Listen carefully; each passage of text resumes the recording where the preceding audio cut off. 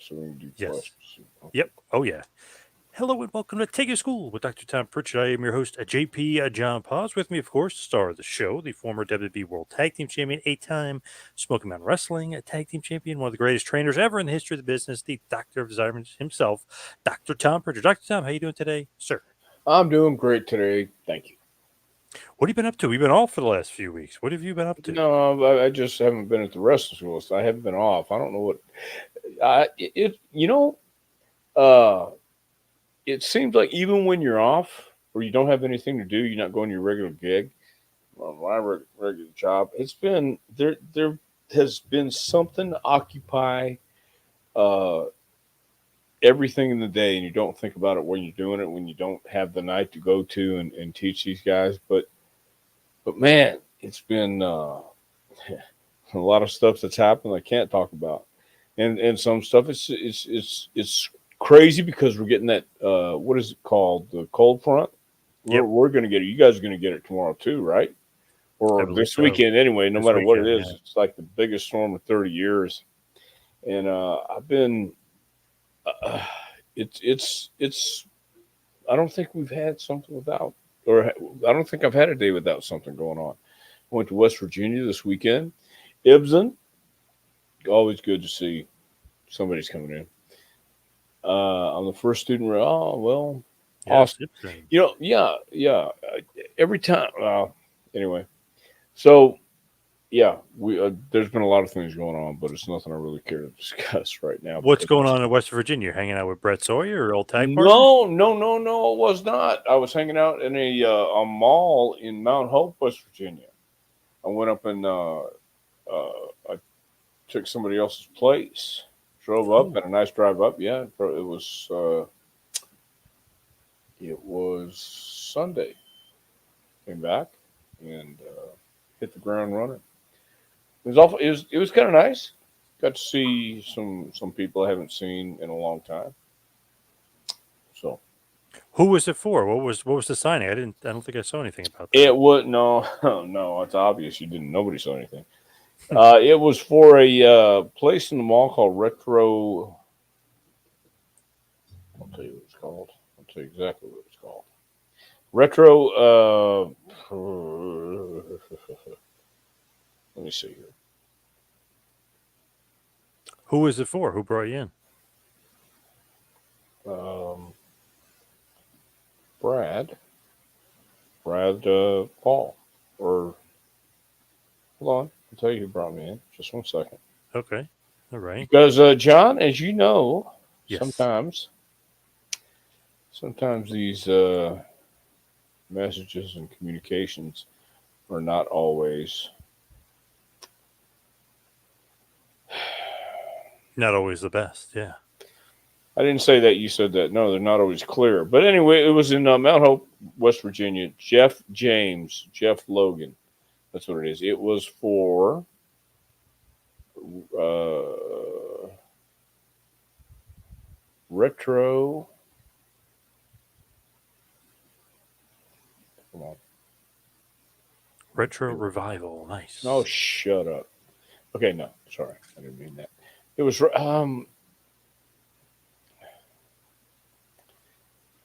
I don't Well, know. we know you've been to. Retro Reset Oh, in there we go. the mall in Mount Hope, West Virginia, All right. Nice. and it was right on top of the mountain. It started snowing as I got closer, and I thought, oh my God, the last time I drove in snow, it was in down south Tennessee, and it took me 8 hours to get back, I guess, or longer. I don't know how long I got. I left at 10 and got back at like 8:30 in the morning. I had to fly out at 3:30. So Now we know you've been to West Virginia. Have you ever been to Rockford, Illinois? Doug uh, Myers wants to know. yeah, I might have, but it's whenever I want somebody somewhere, I really didn't get to look around. But yeah, I think I have been to Rockford, Illinois. Is that any relation to the show, The Rockford Files? Was that in Rockford, Illinois? Well, John, it's a good chance that maybe it is. Nice. Mhm. So for you, I know you've been busy with NWA stuff. You don't want to get into too much. I know you've been doing some NWA stuff. JPWA stuff, though, returns when? We have our next class, JPWA, January 2nd. and that's 12 weeks. I'm going to get the entire dates, man, because I have got a few emails asking about our schedule. I'll just go ahead for the people listening, which I'm sure Bo James is listening tonight. If he is, I'm Yes. sure we'll get a. Is Bo already questioned us? Not yet, but I'm sure he's Oh, at the Waffle House waiting. well, Waiting, yes. yeah. Well, that's a good point. Uh, January 2nd through March 24th, that's our winter session. We have April 3rd through June 23rd. That's our spring. That's also 12 weeks. Then our summer session, which the last two sessions of the year are usually our biggest. And that's July 3rd through September 22nd. And then fall is 10 weeks of October 2nd through December 8th. So we just finished that up last week, I believe. Had graduation. Went well. Nice. So, Very nice. yeah. Doug wants to know, will you please show us your WWF tag titles? He just had a replica made and he wants to compare. Do you have your WWF tag title? It's up there on my gimmick. You see it. Oh, yeah, there it is. Yeah. Mhm. Yeah. Yeah. You're not, I'm guessing you don't want to get it down, I guess. Well, not right now. I mean, we might do it though, Doug. I mean, on a special session, but I just right now I can't. I don't feel like messing up the aura or the feng shui that what I have going on here. This is a All right. Makes sense. yeah, maybe next time, Doug. Soon, though, Doug, soon. Yeah, Ibsen wants to know, are you ready for Christmas this weekend? Anything special planned? yeah. There actually is some special plans, but here's what I've looked at because I've never been a Christmas guy, and something that I really I'm like a lot of people in the country and in the world who could to me it was just another day, and I remember all those days and all those times on the road having to wrestle on Christmas, not having to, but we did. We were booked on Christmas or Christmas Eve or whatever it was, and I always got that, and it was afterwards, and it was during, and all the shows and all the fun we were having back then. But I just never been into the Christmas spirit, so to say. So I'm ready for it though, because now I get to play with like a 3-year-old little girl, take her to see some lights and stuff like Nice. that. So that's kind of that is a distraction for me, uh, thinking about the Christmas spirit, if you will. It lives in the children. You've got to look for the children, John. I agree. Totally agree. Yeah, man. Ibsen said Bruce might pull a rib and actually call you on Christmas. Wow. Well, yeah, you might. That wouldn't be a rib. These days, again, my whole attitude is I'm just grateful to be where I'm at, have a roof over my head, and if anybody calls me, that's why when we talk about all the stuff going on in wrestling today, you look around and everybody's where they should be. Regal's going back to WWE apparently, and Jericho's having a pretty good run over in AEW, and uh, my God, Ricky Morton. I got to tell you, Ricky Morton is still a hell of a baby face. Still loves the business. Gets in the ring, and that's. I remember stuff like that, and I remember Kevin Sullivan telling me he wanted to be like the Sheik and wrestle into his 60s and 70s, and I don't. You would have to wrestle a Sheik's match, and all that really was stabbing you with a fork. And Kevin stabbed people with forks. She stabbed them with other stuff too. But um, that to me is the Christmas spirit when you want to go out there and take bumps on Christmas. Yeah, good point. With everything going on, people are where they should be. I don't know if you noticed lately or if you pay attention to this, but Mandy Rose is no longer with WWE, no longer with NXT because of her fan site, her brand army stuff. Apparently, her manager just came out and said, "Hey, she's gone, but she's where she should be, out of there because she just made 500 grand this week." Well, I was looking earlier, while I was waiting to do this, where I saw Booker T said something about she had this dumbest manager in the world to broadcast what she's making, which I agree with. And I also agree uh, she should be able to do her modeling. Everybody should be able to do the OnlyFans and the third party, and I thought they were. I thought that was a big revelation now that Hunter took over. We're free, we're free. No more of the ogre saying we can't do all this. And then Right. suddenly, I don't even know how it came about, but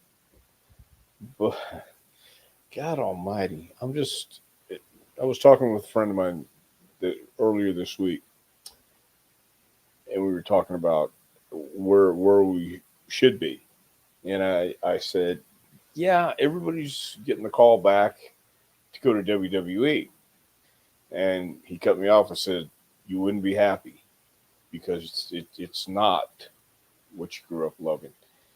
A lot of it is no matter who's in charge, it's still corporate.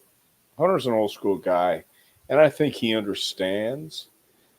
And the hypocrisy to me is almost amusing, and I say almost because it gets to the point where, wait a minute, it's not amusing. You're firing this lady, this young lady. How old is Mandy? 32, 31, I thought she was. 31. Yeah, somewhere around there. Yeah. She's in Very great young. shape. Yeah. No, she's Oh, in yeah. great shape, Oh, and yeah.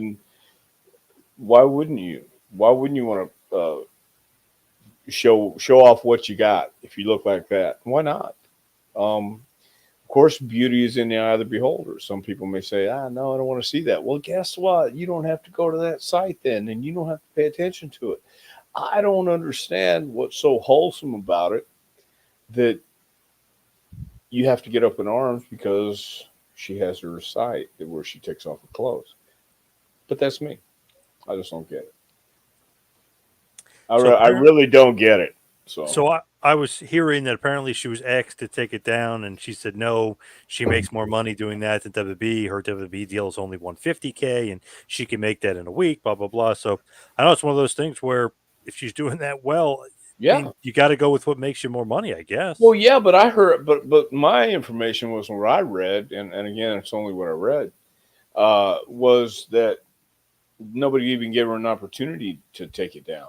So is that who knows who's telling what Yeah. truth? I Yep. mean, I'm not saying that any of those people who live in the ivory tower in Stanford would ever, even a little bit, stretch it. But lo and behold, it could be. So hell, I don't know, man. I, I found out if you're not happy, man, it's not worth spinning your wheels there.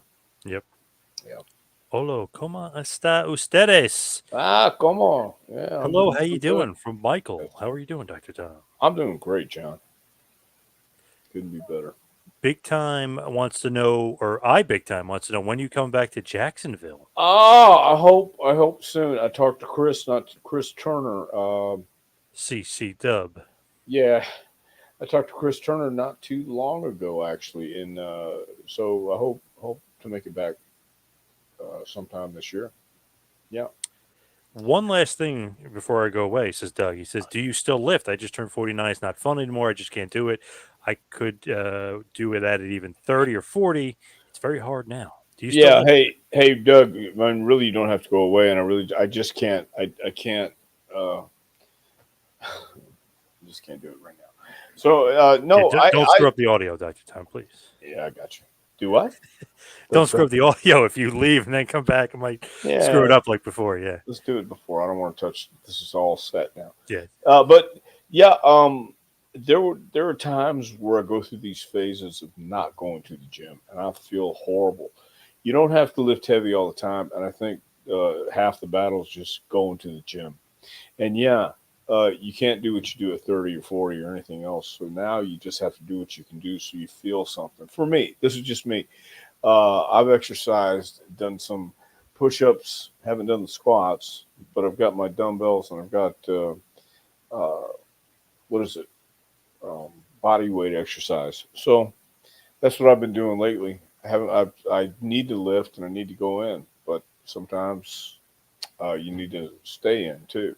So, and get right where you feel better. Michael says, Dr. Tom, Mandy was showing everything. The sponsors were probably pissed. I don't know. I'm going to say something that people probably won't like, but Uh-oh. I'm going to go out on a limb here. No, I'm going to stand right on the ground. I think uh, it's a hypocritical view when you look at what's going on. And if we really want to peel the onion back, go and look at all these holy sponsors and these great family people. And then you look on every channel, you have the internet, you have all these avenues that not everybody has the same view as sponsors. And I don't know that America is, I don't know. Honest to God, really, I probably don't know that what America wants. But I do know that as someone who has something that is desirable and they want to be, and they're proud of their body, proud of their accomplishments, and proud of what they've done. That's my point. That's my take. She's in the entertainment business. Why is it okay for some people to do topless movies or frontal nudity or whatever it is, wherever it may be, and WWE's not? We know it's not necessarily. Hell, I don't know what WWE is anymore, quite honestly. Mandy, no, I don't think Mandy wants to be the next China. Mandy wants to be the next Mandy, the first Mandy. I really believe that. I don't know her at all. I'm looking at her and seeing how she is, and it makes sense in this day and age with all the platforms you have. Look at the volatile attitude we have with everything you're being fed on television, and actually, no, I could care Wade less. Wilson. I could care less about her tits, quite honestly. Wade Wilson. Really could. Y'all just want to look at her tits, says Wade Wilson, aka Deadpool. There, nice. Yeah, I mean, no, it's once you get to a point in your life, you say, okay, they're tits. Either they're nice or they're not. It's all good. It's all good. And why wouldn't you work that hard? Do you remember the picture Geraldo Rivera took a couple of years ago where he was drunk and he shows his abs. He's been working out and he's proud of it and all that stuff. And I get so much just blowback from all this shit. The same thing. Man, I get it. I mean, I just get it. That they don't want that in the programs. Okay, be gone. Yeah, Continental Wrestling is great. I love Michael. Yeah, it says he remembers you from Continental Heavenly Body, Smoky Mountain Wrestling. Nice. Yeah, it was awesome. B40. Is anyone bald in the Pritchard family? You and Bruce in your 50s and 60s with full head of hair. I'm jealous. LOL. Yeah, no. Our dad had good hair too. So yeah, we had nobody in my family's bald. Thank God. I know I saw Phil pop up. There he is. There's Phil. Good evening, John and Doc. Happy to be here. Phil. Well, I'm happy to be here. I'm happy to be anywhere these days, quite honestly. But I think I have that seasonal attitude that comes over when it's dark, dreary, and cold, and I just feel like this isn't 1998. Well, no kidding. This isn't the attitude. That's the problem.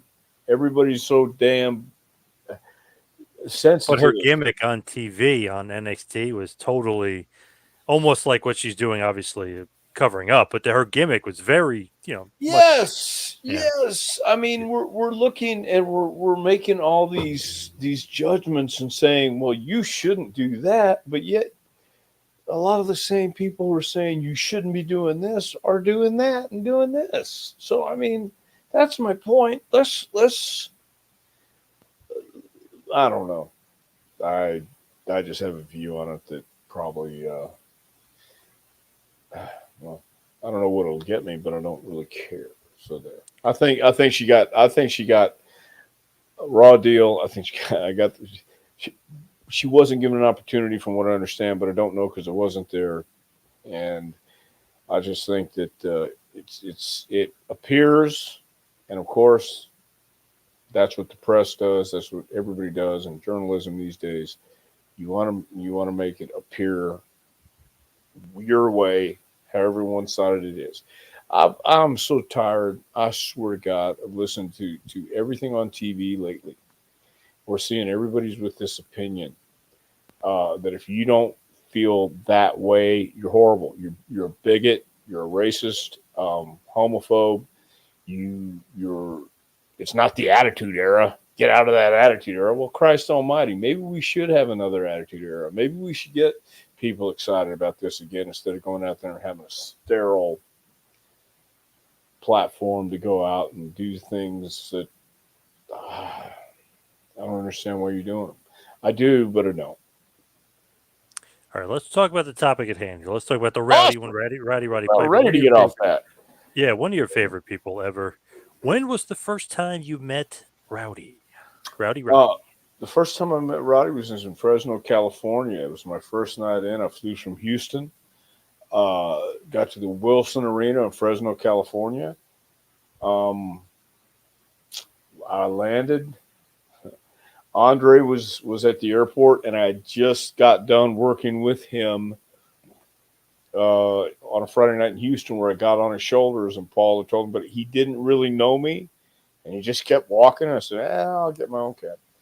So got to the arena, and I was one of the first ones there. Al Madrill came in next, and Roddy came in, and he was yelling at somebody from the office saying they left him last night without any money. And as he was yelling and cussing a little bit, he saw me and shook his hand and said, Roddy Piper. And I said, Tom Pritchard. And he will continue his deal. He and Andre had I guess, a leather strap match that night where Andre just whooped the hell out of Piper. So, first time was in 1980, Los Angeles, or Fresno, sorry. Then I saw hooked up with him in Georgia couple years later, and that's where it really.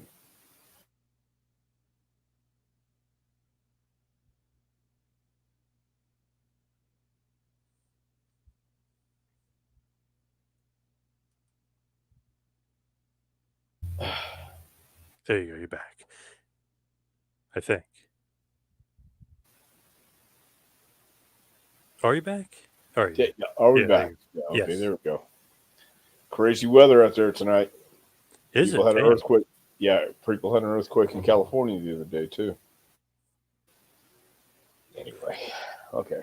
So with Piper, you first meeting him, did you guys get along? Did he like you? Did he respect you? I mean, you're just working there, right? You're not technically in the I business yet. well, I was just starting.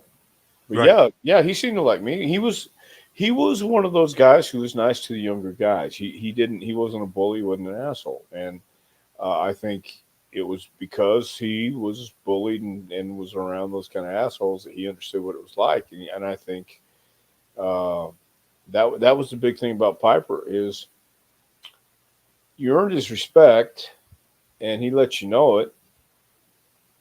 And later on, he and Bruce became great friends, and I think uh, that they got pretty close in New York. And anytime anytime I was visiting or somewhere, I always saw Roddy, uh, and and he was always the same guy. Now with Piper, and you said that he wasn't bullying yet. He was really cool. Was he cool with everybody else though? Because was he a hothead? Like, how was he personality wise? How was it? Like, was he a For good no guy? no no no, I think for the most part he was great with everybody. I'm sure there were some guys because I don't think he liked stooges, and I use that word because I understand office, I understand corporate, I understand having to do your job and having to have somebody tell you what to do. I get that. At the same time, uh, going back to people saying, well, it's not the attitude era, and well, she wanted to do all this stuff, and now the sponsors hated it. Well, um, it's all an image, and Piper, I don't think was an image. And if you got a hey, Barbara. Well, I didn't know I'd be on. Hell, in fact, I almost didn't get on Barbara. But I think a lot of people in well, most people in the entertainment business are full of shit, and this isn't to me, or it wasn't. And no, once again, I know it's not the Attitude Era, and I know it's a different time and place and different culture. Um, but at the same time, there's an attitude and an air of nastiness in the country. And wrestling always mirrored society. At least growing up, it did, and that seemed to work for drawing money at times. Even when Vince came on and said this is all predetermined, and Austin and Rock and Mankind and yes, Triple H and Shawn and Vader, all those guys seem to attract a lot more people than what's going on today. I, I mean, I'm not saying today is horrible or bad even, but I'm just saying it's different. And Piper was the same no matter what he was. That's what made him Piper because he knew. And he also knew when fans were fans. And I think he felt that too. He had empathy for people. He's one of those guys, to give you an example, when you talk to him, you were the only one in the room. You're the only one in the world that he was paying attention to. You had his undivided attention. We were in Fanboy in Knoxville a few years ago, and one of the guys who brought me in wanted to know if I could get him an interview with Piper. And I hadn't talked to Roddy in a while.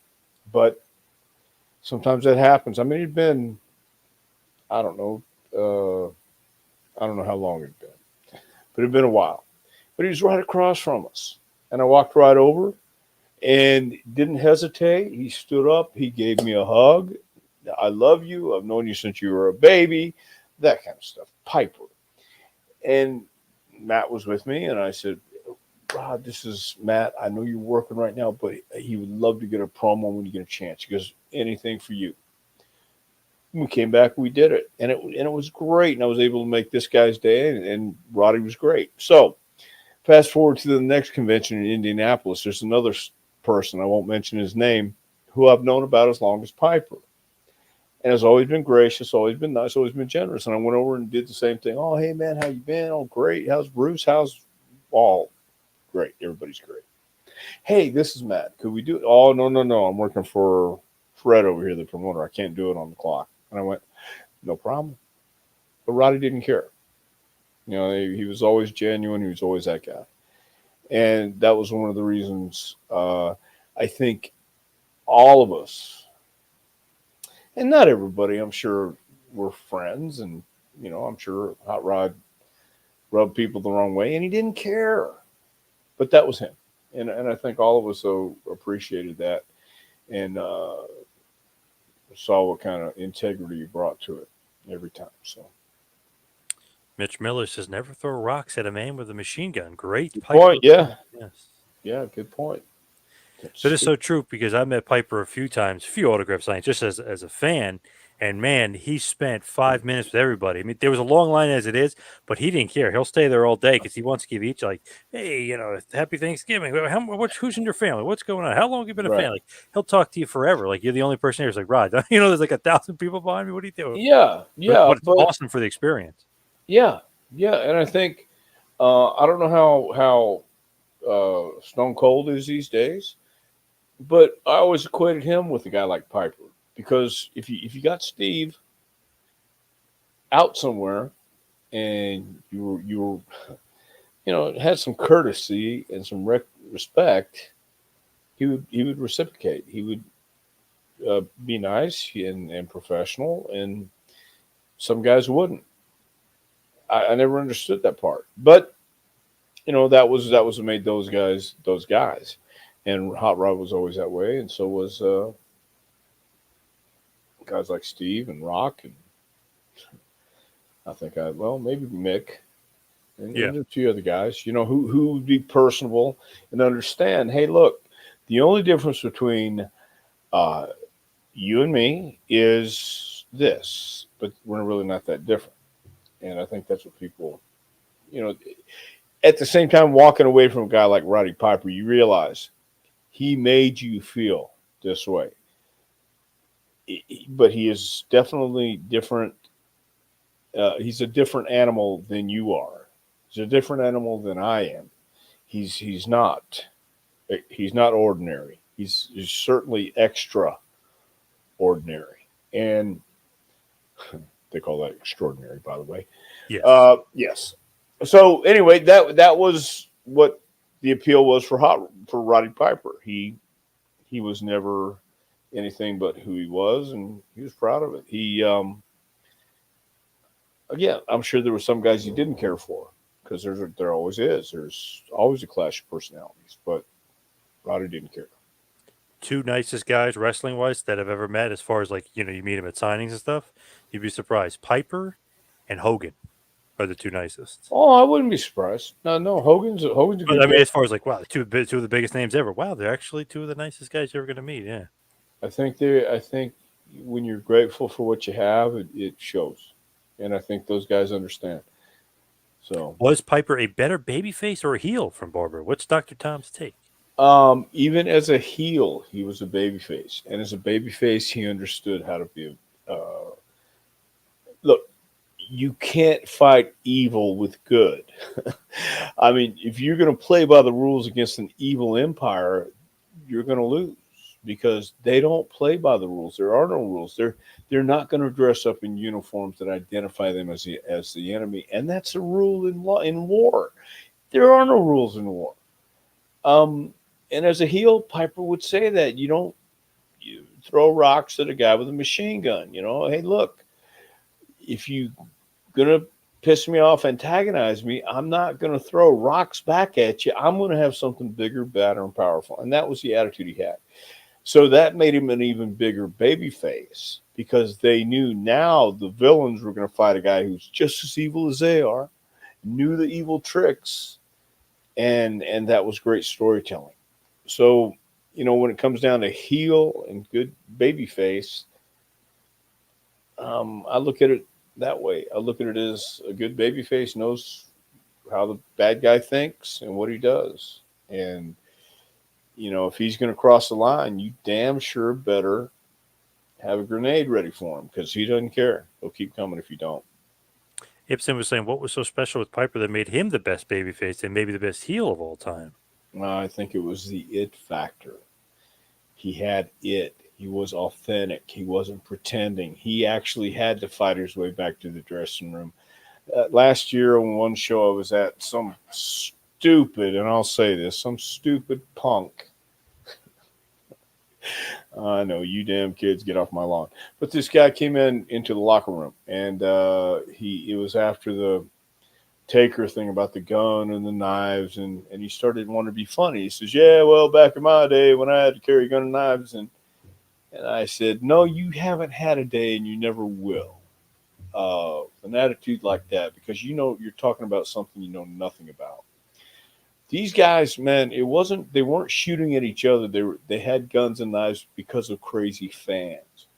Piper has been stabbed.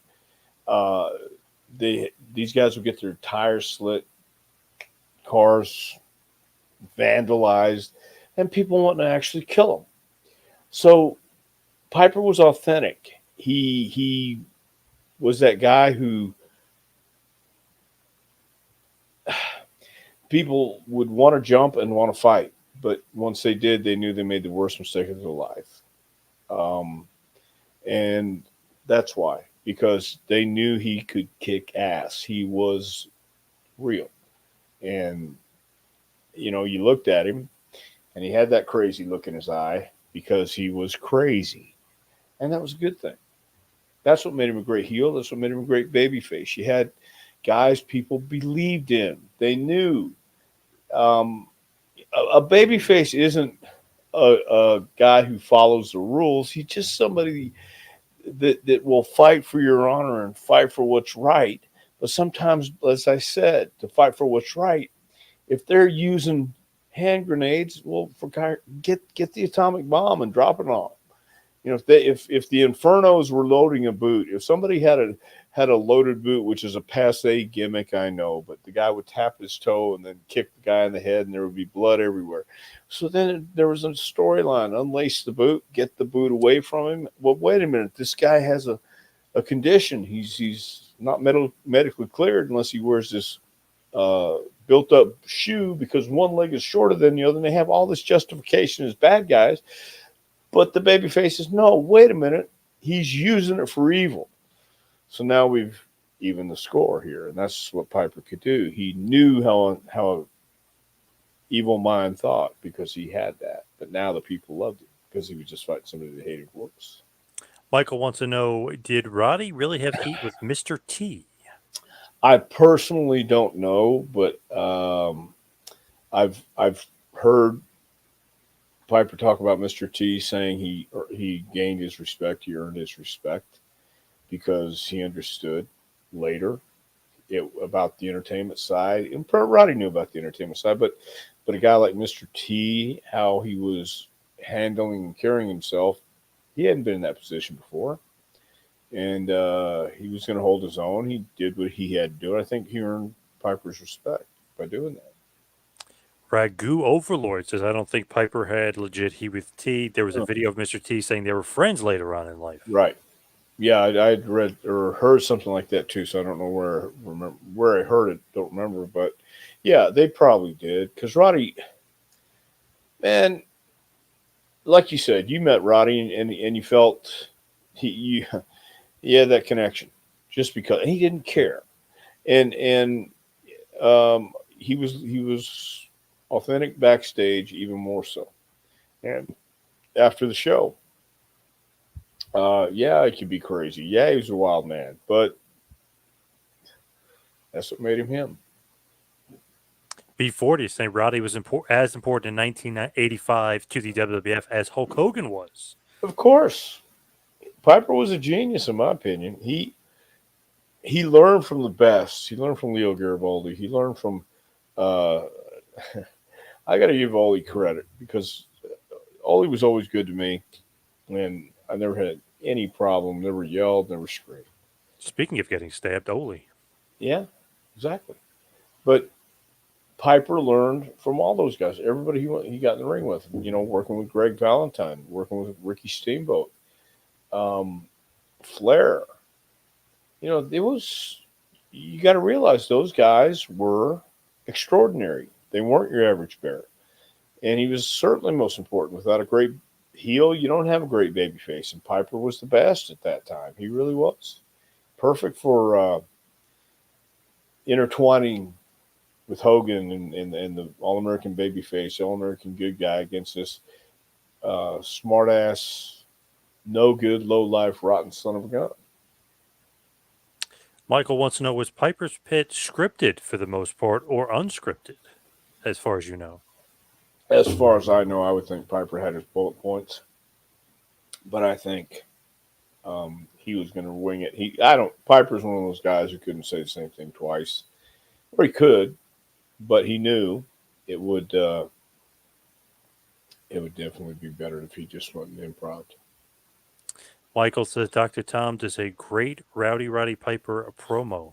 Well, actually, I don't do a great Roddy Piper promo, but I did no, I will not do Piper.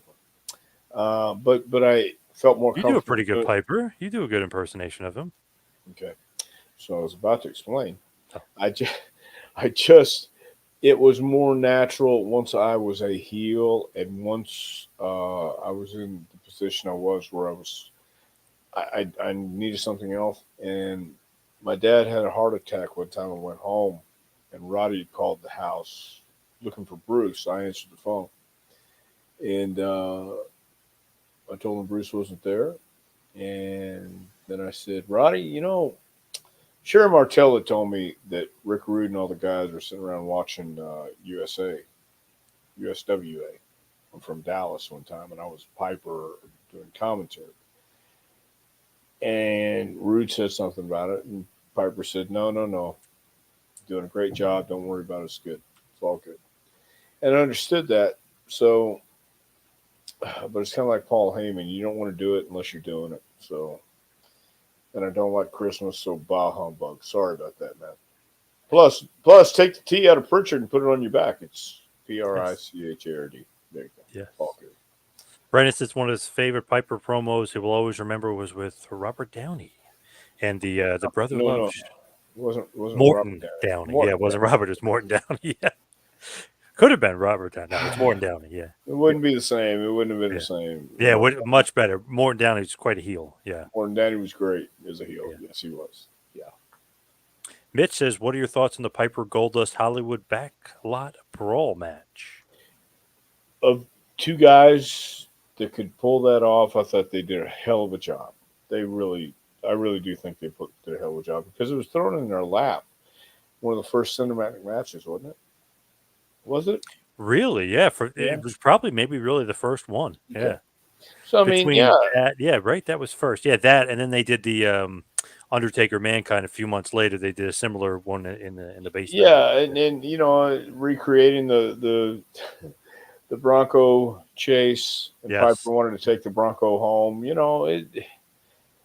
It they had fun doing it and made His money arm with got screwed up. Remember that the blood was coming out. Yeah.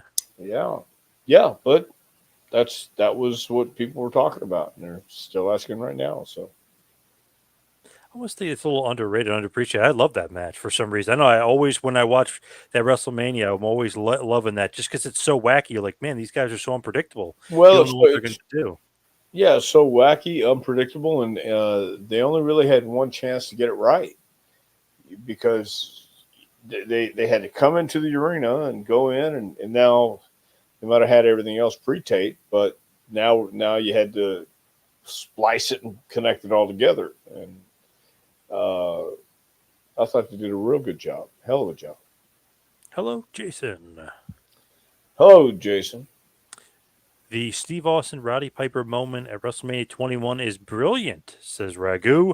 They had some weird falling out over some podcasts in 2015. Yeah, I do remember they had somewhat of a falling out, but yeah, that stuff at WrestleMania 21 was great. Well, if you don't have if you go through wrestling, you don't have a falling out with anybody, for over 50 years of your life or however long Roddy was in, 40, 35.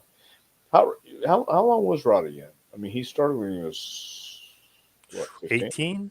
18? Yeah, or even younger than that. Yeah, and he died when he was 61. Yeah. Okay. Yeah. See, that's way too young. Once you reach that, you go, damn, that's a little young, isn't it?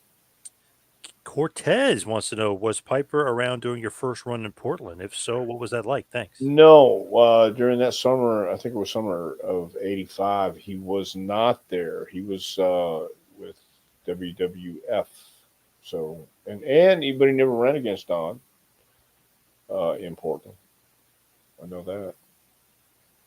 Mitch had the same question, but yeah, obviously you never ran into him No, not in Portland. I ran into Piper when I would visit Bruce, or they were in Birmingham or Houston or wherever I might be at the same time. And then when I was when we first got hired, he was there, and then he would come in periodically, back and forth. And we were at the Garden right after his what was the interview he did with Sports Illustrated or whatever promo he did. that awesome picture you have. Yeah. No, no, no, no, no. When he did the interview and he got heat for the interview. Like, Oh, yes, yes. what was that on? Like a 60 HBO. minute. Okay, HBO. Yeah, real HBO, time. yeah. Yep. Yeah, so he was. I remember. I remember he was after the interview. It was kind of weird, but Yeah, and then his book came out. Yeah, and he was promoting his book elsewhere, not WWE. Yeah. right. So it just it just happens. He didn't care. He was independent enough where he didn't have to care. You all should be so lucky. Now, as far as Piper and Valentine is concerned, did Piper's ear and Valentine, were they really injured from that match? I don't really uh, know how bad, but I would venture a guess, and I don't know Greg that well, but I know him well enough, I think, and I believe that he has the Valentine blood inside him, that he didn't know any other way to do it and approach it, especially on a pay per view and a chain match. So he's going to have to lay it across and lay it in Piper's ear, and they're going to have to get blood one way or another. So however they got it, uh, back then nobody was using blood capsules or things like that. It was blood. So however you have to produce blood, whatever the method was and is, then of course you're going to feel a little bit of it the next day. Plus, those guys, the work ethic they had was something they weren't going to uh, let the fans down. They understood, and that's the cool thing about those guys. Honest to God, Piper knew how people felt when they would meet him, and that's why he was so great and gracious. And I don't know how many guys, if any, are even close to what Piper was. Barbara was wondering, do you think they regretted the dog collar match? I don't Piper think so. always said that his ear was hurt for life or whatever. He's injured for life. Do you think they regretted it? Well, no, I don't think he did. I mean, it's just my opinion. I don't think either one of them regretted it because it was a moment. It was a memory. It was something that was a huge moment in the business. So I don't think they regretted it. Dave Thornton, good evening, David. Dave, good evening. Do you think more people should do tributes like Rhonda does for Roddy Piper, maybe a male one? Do you like that? She comes out with his jacket on. I mean, she's doing the Rowdy Rhonda. Do you like that gimmick for her? I don't see anything wrong with it. Because I know he literally gave her the jacket and christened her Yes, Rowdy Rhonda. Yeah. correct. Yeah, I think that's awesome. As long as it's authentic. If I don't know if it's more people should do towards Piper. I mean, I know there's a uh, Bart Sawyer did a Piper with the lollipop and stuff and sucking on it and trying to find somewhere. But that's what I mean. Everybody's trying to look for a way to. Yeah, Roddy was, and that he wasn't. That wasn't. That was him. He always in It was him. character. Or No, always being himself. Yeah. he was always being himself. Yeah, and that was the cool part then too. Again, you working every night. You had no problem. Uh, Was being, he really a boxer? I know he had some gold. Did he have Golden Gloves background? he might have. I honest to goodness don't know because I'd hate He to say threw it. some good punches. I know that. Yeah, yeah, but he learned from some of the best vets in the business too, and he loved the business, and this was uh, where he meant to be, where he was meant to be. So it worked. Ibsen wants to know any funny stories of Piper when he came back at WrestleMania 10 after being gone for a few years. I know that's what I meant. You had that awesome picture of you Oh yeah, and, yeah, and Piper backstage at WrestleMania 10 that's on the JPWA wall. That's an awesome picture. yeah. No, no real funny stories because that was our first WrestleMania, our first time in the Garden, and we were just coming in, and I don't remember where the hotel was that year, but we did the WrestleMania party, I guess, and but nothing exceptional. No funny stories. Um, so Great picture. That's such a cool picture of him backstage. Obviously, he was the sure. referee in one of the world title matches there. So they Yeah, brought him it back was and got a nice pop. yeah, but it was one of those things that he was coming out of his room, and the guy, the photographer, was right there. I said, "Oh, hey, Roddy, man, can we get a picture?" And of course, and we took the picture because I thought, "Hey, yeah, it was very cool." So, Madison Well, Square Garden is just a big arena, but it has a mystique about it. It's an old arena that just has this aura about it and all the ghosts, and you think of everything that's happened there from Hogan and Sheik to your basketball games and huge events. So yeah, was Roddy jealous of Hogan? yes. I don't know if Roddy was necessarily jealous of anybody unless it would be professional. You know, he was one of those guys who I've heard on a few occasions anyway, saying, he didn't beat me at WrestleMania. He beat Orndorff. I thought, yeah, but even though because Roddy was looking good during those times, he was in the gym. He looked great. Um, but he was never a big guy. Wasn't a real big guy, but you didn't realize that when he's in the ring. He didn't make you think, oh, he's not that big of a guy. You saw the tenacity. You saw his attitude. You saw that he had something else. Working in Los Angeles, is one thing, and then working in Madison Square Garden is another. But when you really think about it, it's all the same. You're getting passionate reaction from fans, and why? Because they believe you're that guy, and they believe there's no way this guy is pretending, and he wasn't. I mean, he was turning the volume up, but he wasn't pretending. At the moment he said those words, at the moment he did those dastardly deeds, he meant them. And there was a anyway. That's what made Roddy special, I think. Didn't Piper live on the streets for some time? He knew how to fight. I believe that's Uh, the story, right? I think so, but I honestly I don't know because we don't know. We weren't there. We can hear the story, the myth, whatever we want to listen to, and I don't know what's what. But I would bet he wouldn't be afraid to be on the streets. I bet uh, he's one of those guys that understands what it's like to be down on your luck. So yeah, he knew how to fight because he'd been in a few fights. B40 says he loves Roddy, but he found it hypocritical that he didn't want an actor in wrestling, Mr. T. But within a year or two, Roddy was acting in Hollywood and had a #1 hit. They Live was awesome. But you have to remember it was a different time and place, and Piper didn't think an actor like Mr. T was taking it serious enough, I guess, and he wanted to have that respect. Hogan Kind of said like that. I think Hogan like said that too. huh? He kind of felt Hogan said that too about T. He said at one point he didn't know if he was taking it as seriously as he should have Right. been. That he was kind of agreeing with Piper. Yeah. Right. And, you have the Bad Bunnies and you have the guys like is it Logan Paul? Yes. Okay, who's in with WWE? I mean, it's obvious, man. They love and respect the business, and that's I think what Piper was trying to get across. And because Roddy'd come up the hard way and the kayfabe way and stuff like that. And yeah, I know that's passe, and yeah, I get it. It's not the Attitude Era, and yeah. But for Christ's sake, no, it's not the Attitude Era. The Attitude Era was 20 times better. My opinion, just my opinion.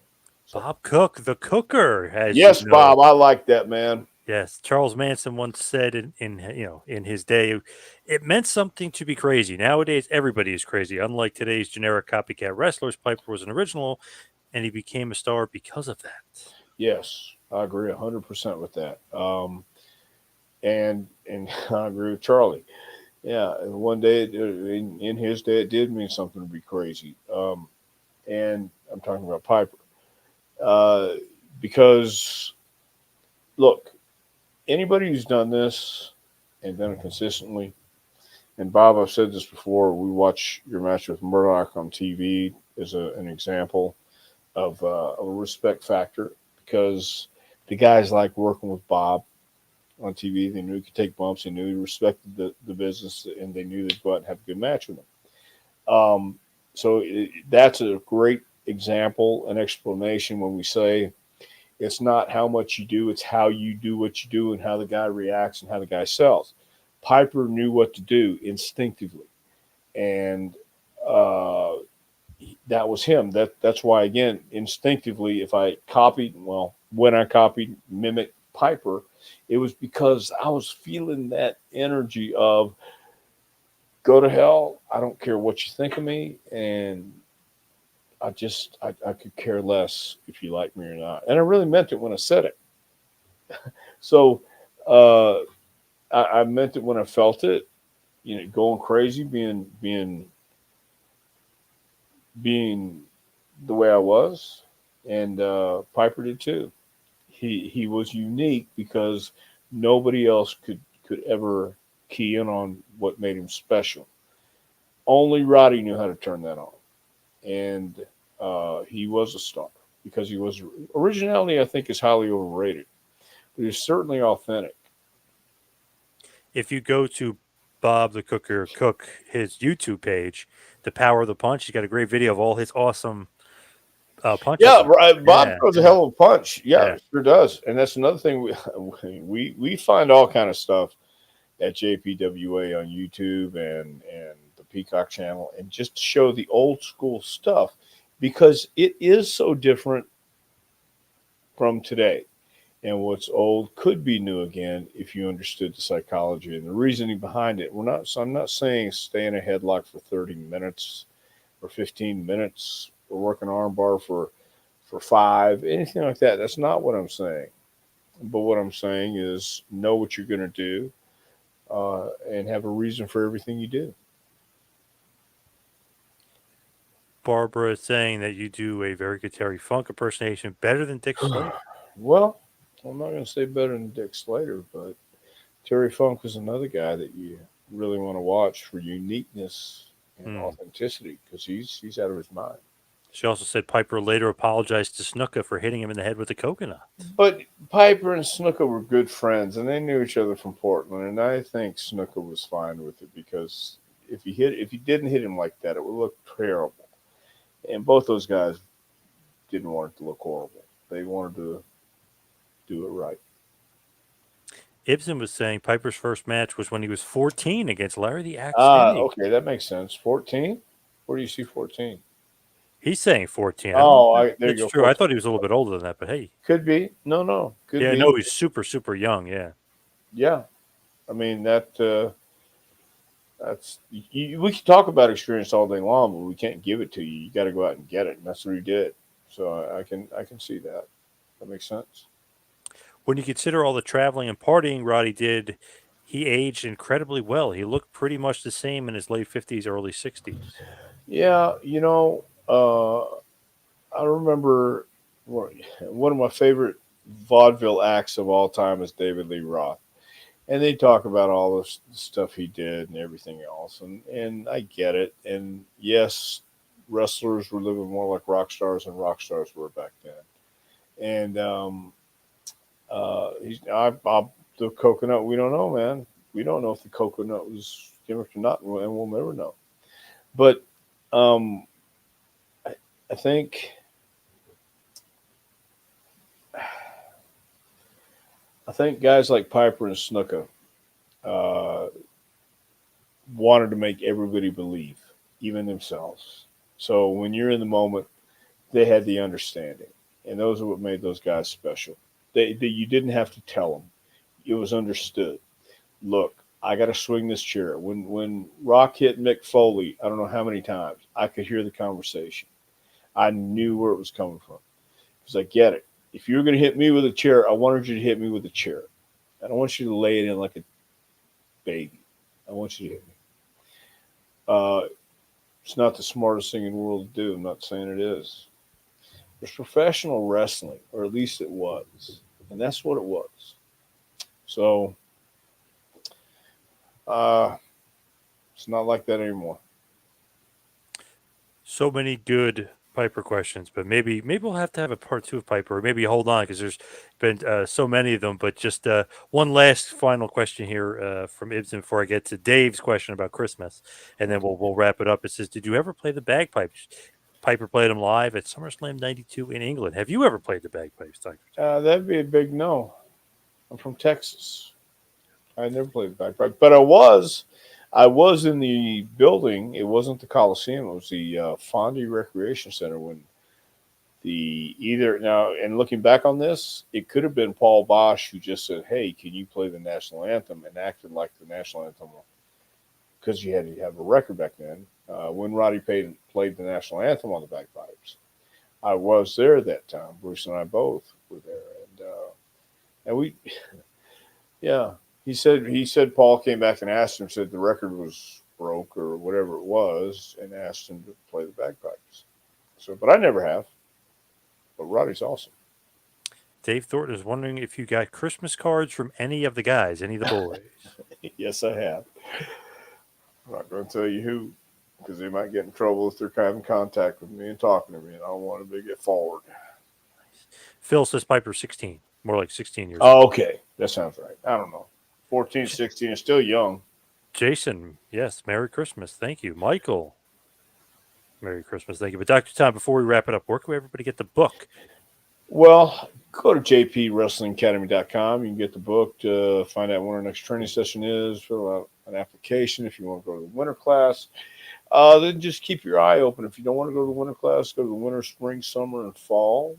You have 4 sessions, 3 or 12 weeks, and one is a 10-week session. But go to jpwrestlingacademy.com, click on the training session, get the book, and it'll take you right where you need to be. Bob Uh, Cook, thank you for he says thank you for the kind words, but thank you, Cooker. Nice.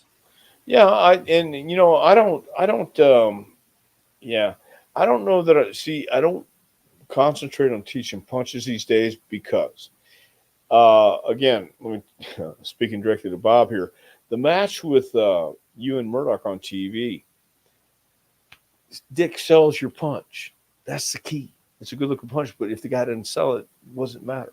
Right. You just need one punch, boom, and he sells and registers. But when you go bam, bam, bam, bam, bam, bam, bam, not a mark on the guy, it blows everything for me.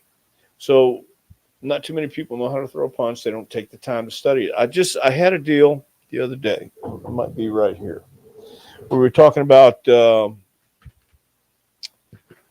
footwork and boxing, and the guy was saying, people ask me how I got my explosiveness when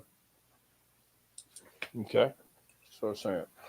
As far as I was concerned, I used to throw my favorite left hook as much by instinct as anything. Throwing a punch and knowing how to throw it good. You either have it or you don't. You can practice it, but if it's not instinctive, it's going to look terrible on my point. He says it would be impossible for me to explain how to throw a punch with the sort of force I used or I used to be able to muster. Obviously, I developed and improved the punch over the years, but the raw power was there to begin with and came to me quite naturally. It amuses me when I see instruction books, including chapters on how to become a knockout puncher.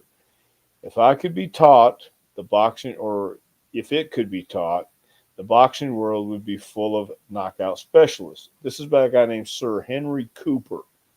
So it's the same thing in wrestling. If it could be taught to have that instinct on how to throw a punch, Jerry Lawler is an artist and he has that hand-eye coordination. It's a talent. It's an art form. It's not everybody has that. So what you wind up with, guys throwing horrible punches, and no matter how hard you practice, um, the 10,000 hour rule or whatever, if you don't have that natural instinct, it's going to come out looking kind of wonky, in my opinion. I agree. Just to put it out there too, you can follow me on Twitter and Instagram at Two Man Power. Check out Dr. Tom on Twitter at Dr. Tom Pritchard. And of course, go to ProWrestlingTees.com, visit Dr. Tom's store and the JPWA store. Thank you, everybody out there, for tuning in. We'll have to come back with part 2. There were so many more Piper questions. We'll get to them maybe next time. So keep them in mind and we'll bring them back maybe next week or the week after. But Merry Christmas, everybody. Thank you. Happy holidays and have a good one. We'll see you next week.